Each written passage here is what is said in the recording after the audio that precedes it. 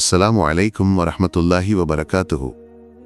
நண்பர்களே, ஹஸ்ரத் யூசுப் அலைஹிஸ்ஸலாம் அவர்களின் கல்லறை 400 ஆண்டுகளுக்கு பிறகு திறக்கப்பட்ட போது அனைவரையும் ஆச்சரியப்படுத்திய என்ன அமானுஷ்ய சம்பவம் நடந்தது என்று உங்களுக்கு தெரியுமா? உலகின் மிகப்பெரிய நதியின் அடியில் அவருடைய கல்லறை ஏன் அடக்கம் செய்யப்பட்டது?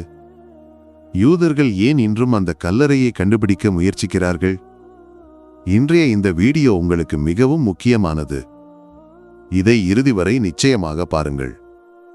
நண்பர்களே, பாலஸ்தீனத்தின் மேற்கு கரையில் நாப்லஸ் என்றொரு நகரம் உள்ளது. நாப்லஸ் சிலிபில் மலைக்கு அருகில் ஒரு இடம் உள்ளது. அங்கு கடந்த 50 ஆண்டுகளாக இஸ்ரேலிய யூதர்களுக்கும் பாலஸ்தீனிய முஸ்லிம்களுக்கும் இடையே ஒரு சர்ச்சை நிலவி வருகிறது.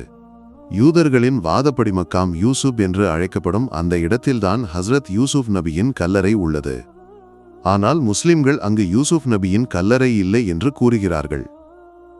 வரலாற்றாசிரியர்களும் இந்த வாதத்தை மறுக்கின்றனர். அவர்களின் கருத்துப்படி நாப்லஸில் உள்ள இந்த கல்லறைக்கு 200 ஆண்டுகளுக்கு மேல் பழக்கமில்லை. உஸ்மானிய கிலாஃபத்தின் காலத்தில் இந்த கல்லறை கட்டப்பட்டதாக சில வரலாற்று நூல்களில் காணப்படுகிறது. ஆனால் யூதர்களை பொறுத்தவரை இந்த இடம் மிகவும் புனிதமானது. அதனால் தான் அரபு இஸ்ரேல் போரின் போது அவர்கள் இந்த இடத்தை கைப்பற்றினர். அங்கு அவர்கள் வழிபாடு நடத்துகிறார்கள். ஆனால் முஸ்லிம்கள் சொல்வது போல் இது யூசுப் நபியின் கல்லறை இல்லை என்றால் பின்னே அவர் எங்கே அடக்கம் செய்யப்பட்டார்? அவருடைய கல்லறை இன்று எங்கு அமைந்துள்ளது? வாருங்கள் விரிவாக அறிவோம். நண்பர்களே, அல்லாஹ் அனைத்து தீர்க்கதரிசிகளுக்கும் மிக அழகான அழகையும் குரலையும் கொடுத்திருந்தான். ஹஸ்ரத் யூசுப் நபிக்கும் அல்லாஹ் ஈடு இணையற்ற அழகை அருளியிருந்தான். முஹம்மது நபிக்கு வழங்கப்பட்ட அழகில் பாதியை அல்லாஹ் யூசுப் நபிக்கு வழங்கியிருந்தான். குர்ஆனில் மிக நீண்டதாக விவரிக்கப்படும் வரலாறு யூசுப் நபியுடையதுதான். ஆனால் அவருடைய இறப்பு குறித்தோ அடக்கம் குறித்தோ குர்ஆனில் தெளிவான குறிப்புகள் இல்லை.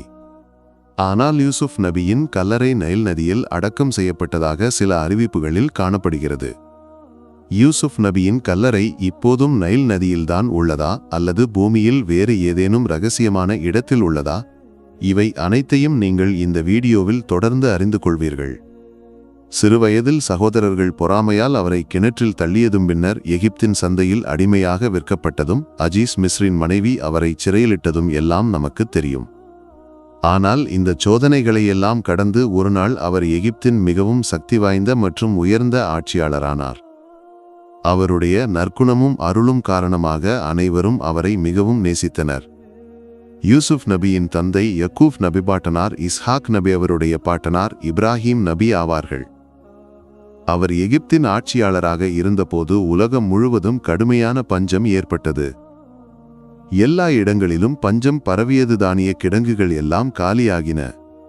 ஆனால் அந்த காலகட்டத்திலும் யூசுப் நபியின் பரக்கத் அருள் கொண்டு அல்லாஹ் எகிப்தை செழிப்பாக வைத்திருந்தான். தொலைதூர தேசங்களிலிருந்து கூட மக்கள் தானியம் வாங்குவதற்காக எகிப்திற்கு வருவார்கள்.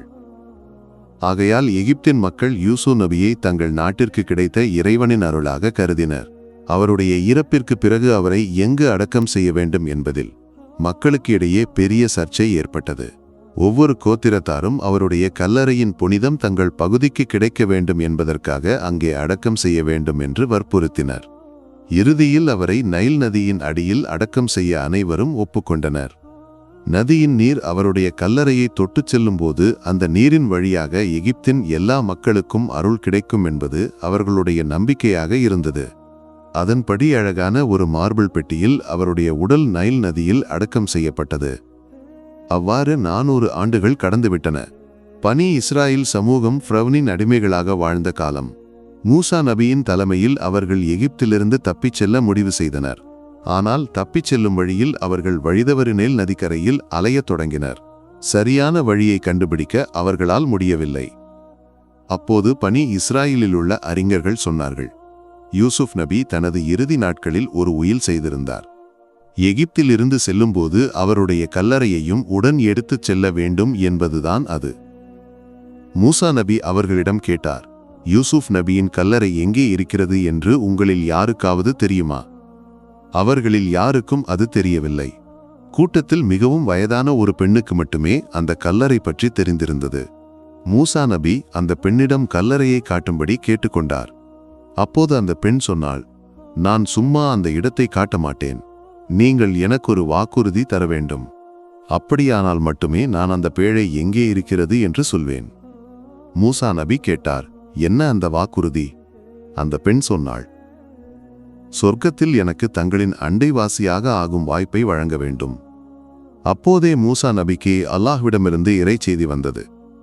மூசாவே, நீங்கள் அந்த உடன்படிக்கையை ஏற்றுக்கொள்ளுங்கள், நாம் அதை நிறைவேற்றித் தருவோம்.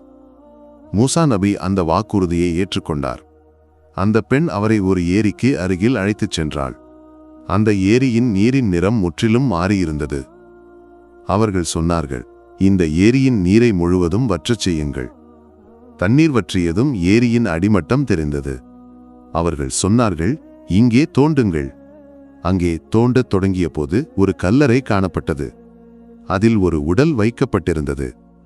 ஹசரத் மூசா நபி அந்த உடலை வெளியே எடுத்து பயணத்தை தொடர்ந்தபோது அவர்களால் சரியான வழியை காண முடிந்தது. மூசா நபி அந்த உடலை பாலஸ்தீனத்திற்கு கொண்டு சென்று அங்கு ஒரு இரகசிய இடத்தில் அடக்கம் செய்தார். ஏன் மூசா நபி அந்த உடலை இரகசியமாக அடக்கம் செய்தார் என்பதன் உண்மையான காரணம் அல்லாஹுக்கு மட்டுமே தெரியும். அதன் பின்னணியில் உள்ள தர்க்கம் என்னவென்று யாருக்கும் தெரியாது.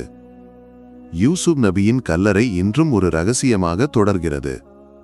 அல்லாஹ் நமக்கு மேலும் பல அறிவுகளை கற்க அருள் புரிவானாக. ஆமீன்.